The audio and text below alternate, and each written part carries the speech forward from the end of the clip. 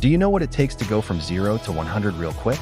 This is not a question about social media followers, but about real life. Hey, guys, welcome to another video. Before we start, please subscribe if you haven't already. We release 2 new videos every week. So if you want to stay up to date with us, make sure to hit that subscribe button. Let me ask you this. How can a prisoner in a dungeon rise to become the second most powerful man in a nation overnight? That's the story of Joseph, a man whose faith turned setbacks into divine setups.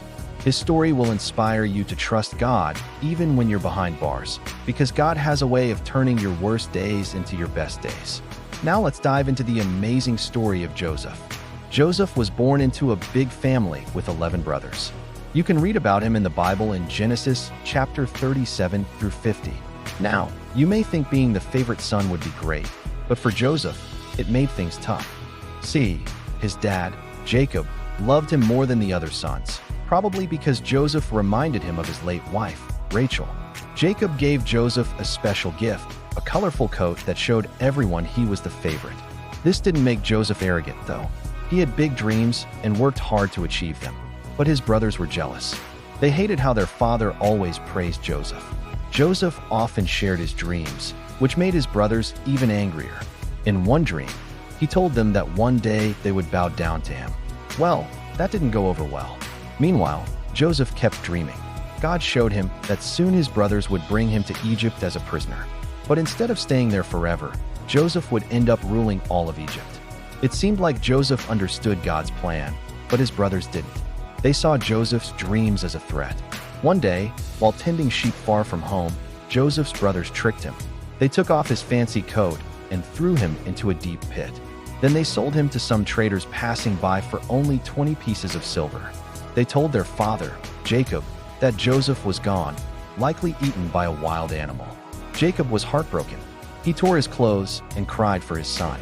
Joseph ended up in Egypt, but not as a slave. Potiphar, an important official in Pharaoh's army, bought him. Joseph quickly became Potiphar's right-hand man, overseeing everything in his house. It seemed like things were finally looking up for Joseph. He was no longer a poor prisoner, but he still wasn't free. Not long after, Potiphar's wife started flirting with Joseph. She really liked him and wanted him to be her boyfriend. But Joseph politely refused her advances. He didn't want to cheat on his wife back home or disobey God. This made Potiphar's wife angry, and she did something terrible. She accused Joseph of trying to attack her. Even though he was innocent, Joseph ended up in jail. For 2 years, Joseph didn't have any visitors or word from his family. But you know what? God didn't forget him. Soon, Pharaoh had 2 dreams that troubled him. No one could explain what they meant, but Joseph, who had God's help, understood them both. Pharaoh was so happy to find someone who could interpret dreams that he made Joseph second in charge in Egypt. Joseph was now in charge of saving Egypt from famine. He gathered food during the 7 good years and stored it for the difficult times ahead. When the famine hit, people throughout the land, including Joseph's family, struggled to find food. One day, Joseph's older brother, Judah, went to Egypt to get food. He didn't know it was Joseph who was in charge.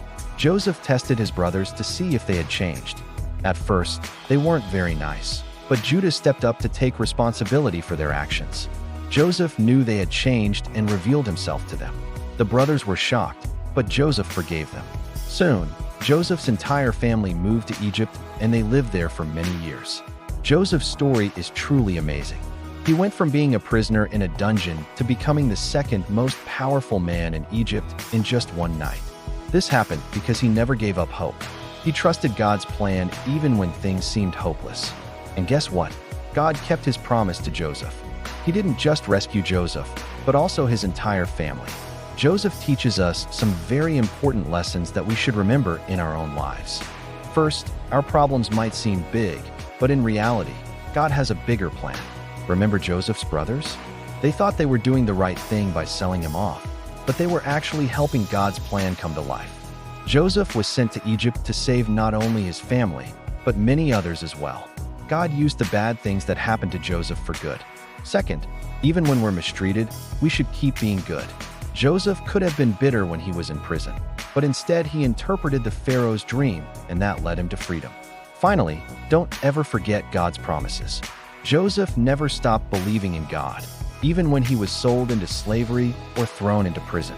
Friends, Joseph reminds us that with God, anything is possible. He can turn our weaknesses into strengths and our problems into opportunities. Do you believe that? Let us know in the comments below. As we close, let's think about a few more things. First, Joseph's story shows us that God cares about every detail in our lives. He knows what we're going through, and He's there to help us. Second, God wants us to forgive others, just like Joseph forgave his brothers. Holding on to anger and hate hurts us more than anyone else. Finally, we should never lose hope. Joseph never gave up, and God rewarded his faithfulness by giving him more than he could have ever imagined. We live in a world where bad things happen to good people. Sometimes it can feel like life is unfair. But Joseph's story reminds us that God is in control. He can turn our pain into purpose and our problems into opportunities. Now it's time for our closing question. What's the biggest lesson you learned from Joseph's story? Share your thoughts in the comment section below. And don't forget to share this video with your friends and family. They'll love it. Thanks for watching. If you enjoyed this video, hit that thumbs up button. And if you haven't already, please subscribe. We release 2 new videos every week. We'd love to have you join our growing online family. Until next time, remember to keep the faith. God bless you.